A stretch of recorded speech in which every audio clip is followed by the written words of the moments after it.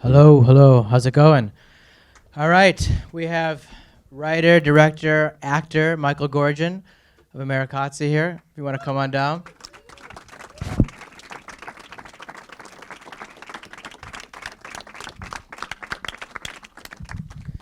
Thank you so much. Absolutely. Thanks everybody for coming out in this wonderful weather. Oh, I guess you're in here. You didn't see it. It's pretty bad out there. But one thing I really loved about this movie is like the way you infused humor so quickly from the beginning, and it had so much levity to it.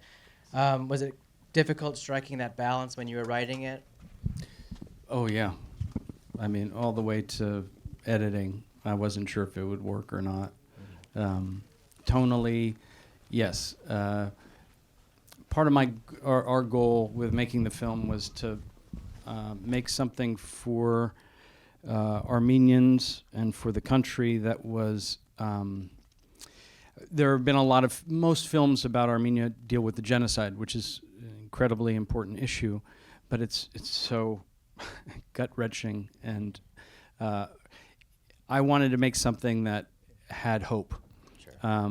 And so, and that could be shared was the other thing. Shared with, could be seen by younger people, older people. So a lot of finding the tone and the humor, and but not just being a fluffy movie, having depth to it. Finding that balance was something that took a long time, and a lot of the people that I worked with helped with that. And I would very quickly like to acknowledge some friends here. Rodine, Hassem, and Dara. Rodine was our first AD, our first AC and camera operator. Hassem, our cinematographer, and Dara did our visual effects.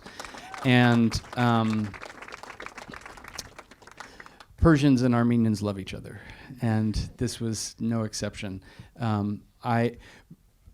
We shot this in 2020, and right at the beginning of 2020, and we actually were stuck in Armenia because of the pandemic.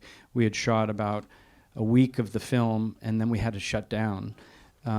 Actors had to fly home. We had actors from Russia and from Spain that flew home, and Hassem and Rodine were my roommates in an apartment, and we had no idea if we were going to be able to finish the film, if we were ever going to go home again. And I thank them because I survived based on their generosity and love. And as Hassem has said, not just us, but everybody in the film, you can feel their fingerprints on this film. There was a lot of love. Everybody that worked on it gave so much. So I'm very grateful to that. I think one thing that I particularly resonated with me was that, there's all this levity in the beginning, and then you kind of think there might be this love story emerging, but when he meets the woman fairly early, but it's really this kind of relationship between him and the guard, and the kind of loneliness and the way they interact with each other. And it's also an appreciation of art too, which I didn't expect any of that going into it. And you always kind of think, all right, it's going to be this something I'm kind of familiar with, but it really took me by surprise, quite a bit of it. And I felt it was fairly risky to not involve the kind of elements that would be normally in a movie like this, but still somehow is very universal. So keeping the film fairly universal and not just political to Armenia was important to you? Yes, absolutely. I think, as I said, so many of the films that have been made have been about the genocide or about political issues, or to be able to make something that can, I didn't want to make my big, fat Armenian wedding, although that was a great film. The whole idea of using voyeurism and this concept of a prisoner watching someone else's life, for me, it's a beautiful concept, but also it was a way for me to be able to share Armenian culture in a way that was not in your face. The idea was hopefully the audience is like Charlie, leaning in and wanting to learn more. Like, what do they do? What's this food they're eating? What's this music that they're like? It's a it's a way to share without being too much in your face, and so hopefully, along with the story and everything else, people who see the film who are not Armenian, you get a little bit of our culture, you get a little bit of our history, and most importantly, the feeling of this film is what I feel like when I'm in Armenia. The people there have this kind of warmth and heart. So that was the main thing we wanted to share. We'll just do a few more questions, and I'm sure you guys have a lot too. But I know you had your world premiere in Armenia, and I'm curious if people told you stories that they felt something similar that from a family member, or if they felt it was portrayed accurately, or if there was any kind of deeper conversations with directly with the Armenian people. What's funny is they're the biggest critics, of course. So I had older women coming up and saying, "I love the movie, but that refrigerator, that would not be. That was the wrong refrigerator. We had a different one." Right. No, they. Yes, there are many. I did a fair amount of research, and this period of repatriation. There's not a lot. A lot of Armenians don't even know, like, especially in the diaspora, they don't even know about this. It's been overshadowed by other things in our culture. And it wasn't just Armenia.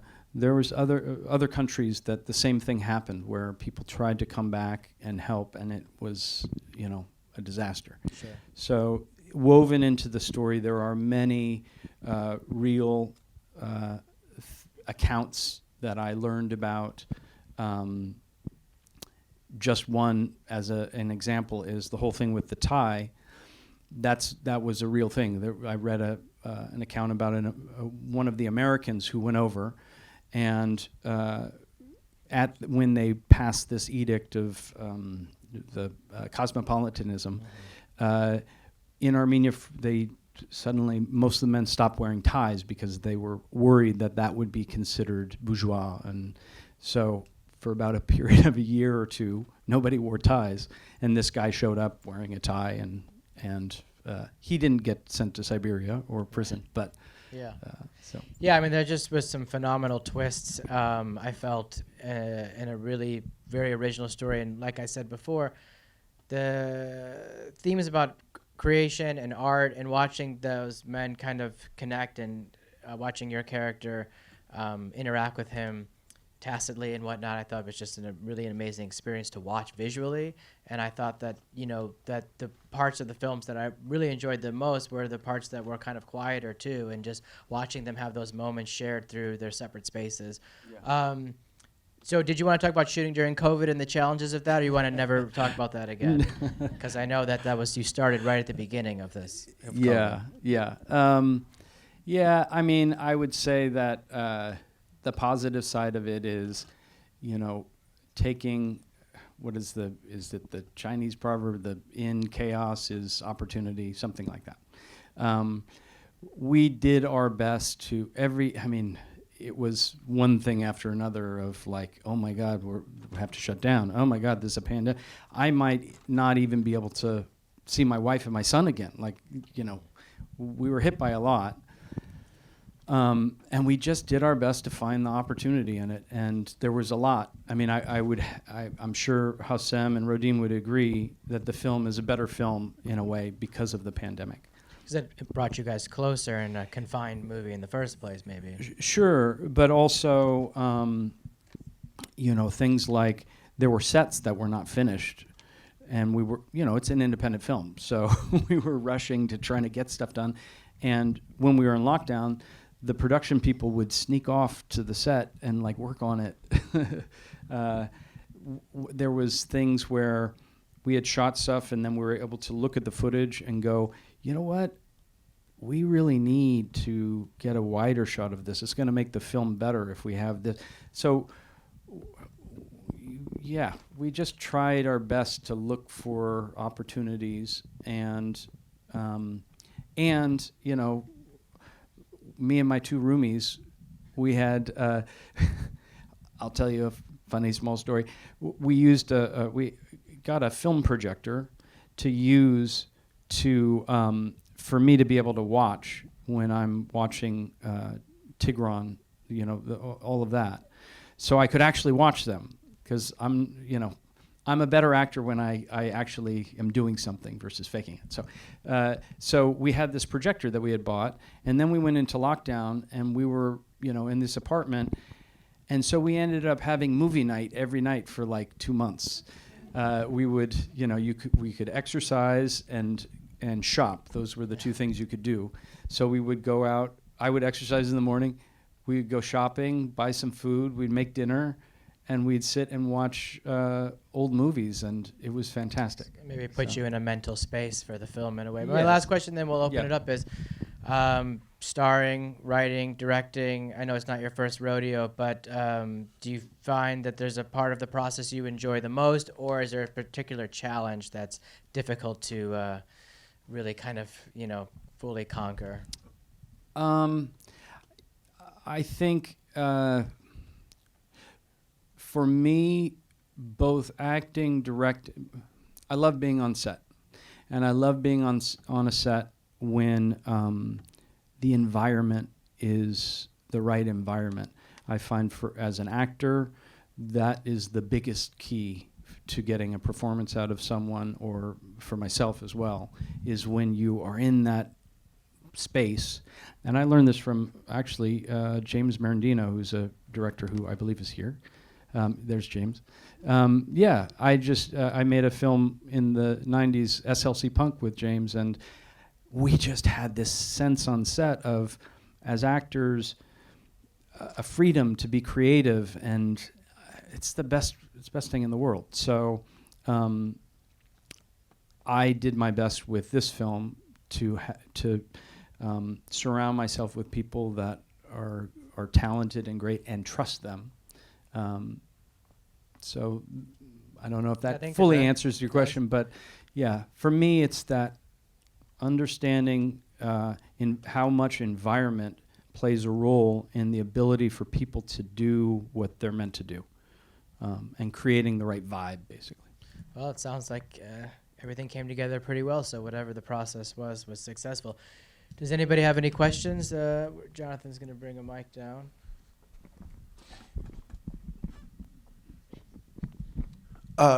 First of all, wonderful job. I don't tear up during movies at all, but this made me almost sob.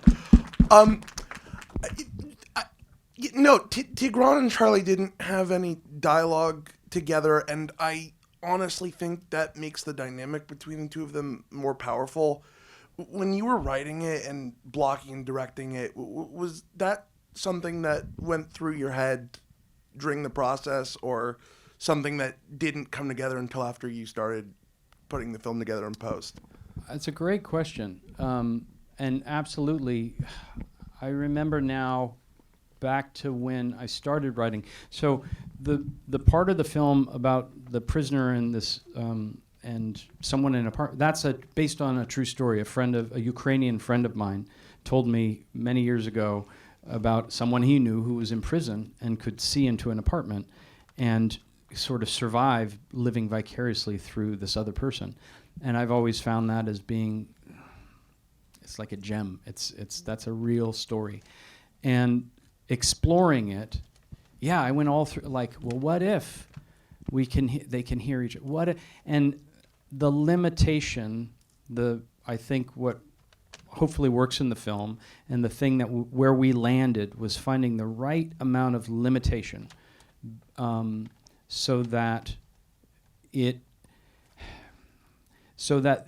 small things are more meaningful.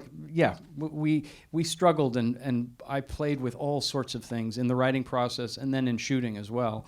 And even in the distance, what can we hear? What can the audience hear?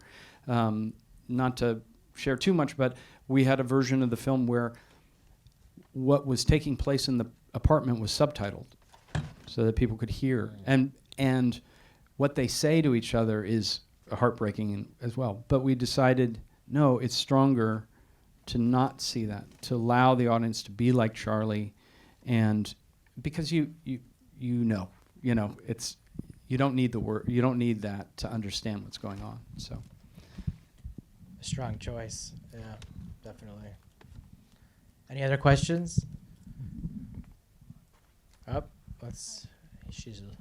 we'll bring.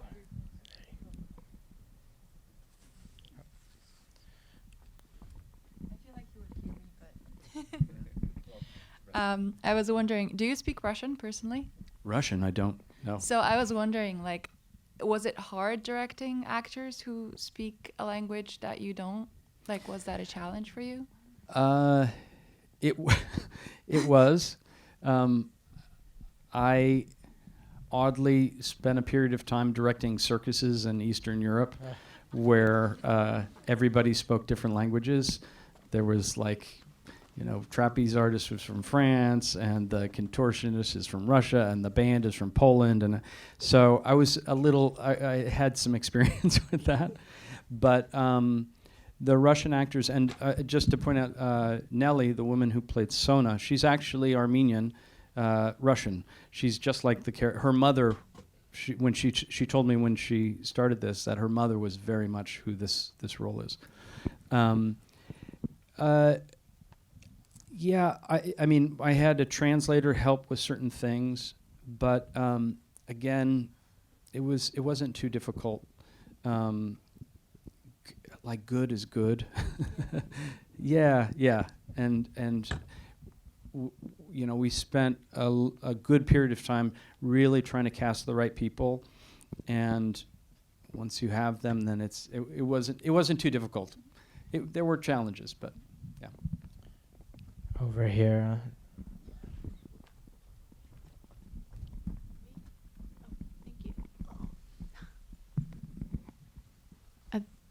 We have a question. This is my son, and this was phenomenal to see this film, and I totally understand now what you wanted to do. I guess I'm trying. I'm from what you explained, but what I really liked about it was you were able to capture, and hopefully people see that, the intergenerational trauma that Armenians have endured, because this really did happen. There was a repatriation. I actually taught students in Glendale whose families had done that. And yeah, it was a total flop and a disappointment. And, we bring all this, it just goes on and on and on. It's like it's a genocide that just keeps going on and on in different ways.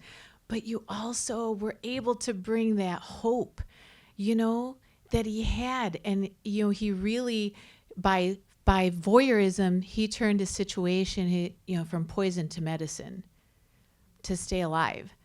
And that just speaks volumes to me as the grandchild of genocide survivors, who obviously probably had that same drive of, okay, I'm going to make something good out of this because we want to live, Yeah. So that's really special. And good on you. Thank you. Thank you very much. For that. Yeah, I think that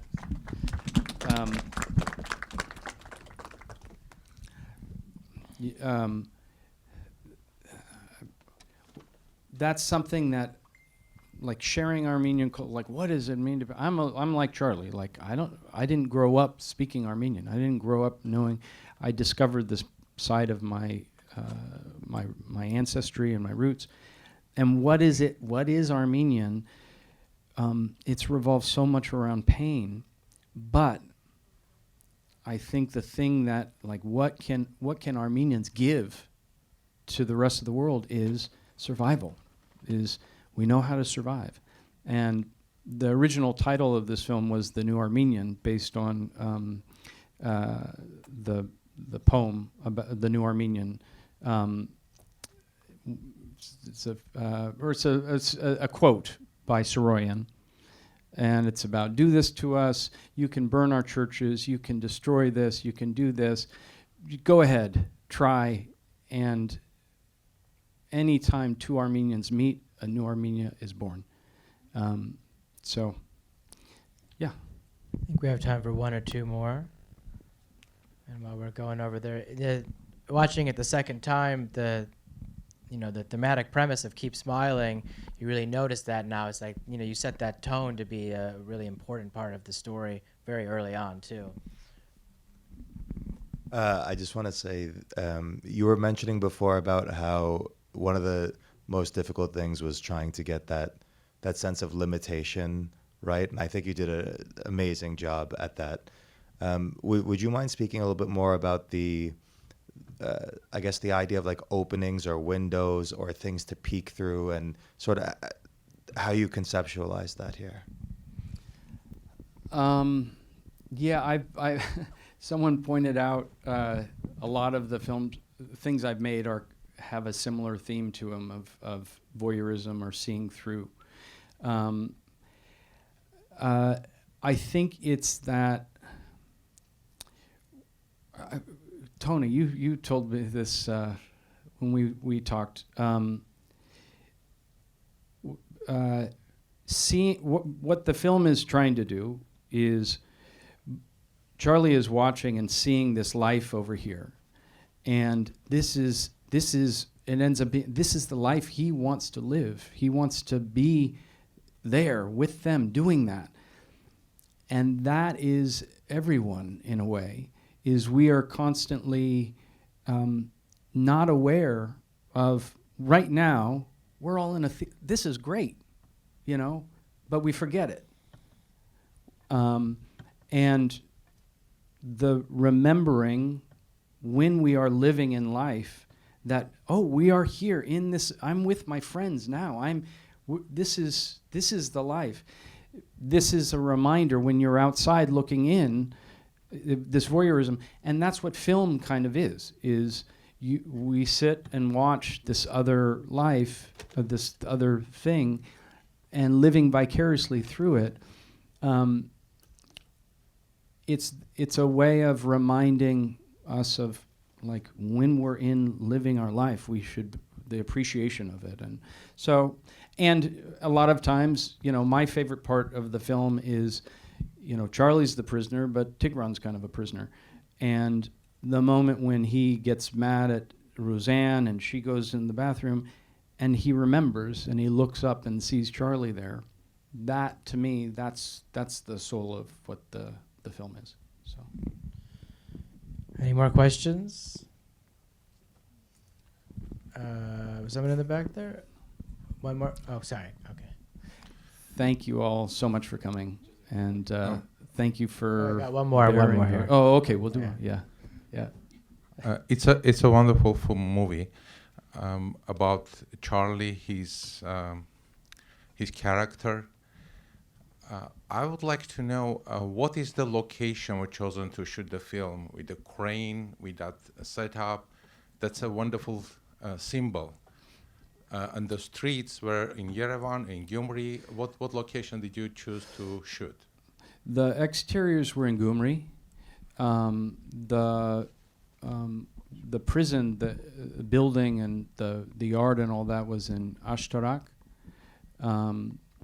And then we shot some at the high studio, some old Soviet sound stages that are falling apart but are great, you know, great studio. And yes, with the storks, storks are very symbolic in Armenia. They're like the diaspora. They go, and one day, hopefully, will return home. So I had a lot more in the film with storks, and I, again, pared it down to just be a nice line of symbolism. So. Before we let you go, what's next? You know, you're still touring around with this film, but any plans for this film or the next thing you have going on planned out, or you're still working on writing, or? Yeah, we're going to be going to different festivals with this. Please follow us on social media, stuff like that, to help us. We're working on distribution, and I have other scripts that I'm working on and things. Cool. Cooking. So. All right. Well, we'll see you back here. Thanks you so much, Michael Thank Gorgon. you all. Thank you guys for coming. Thanks a lot, man. That was great. Yeah. Thank you. Great film.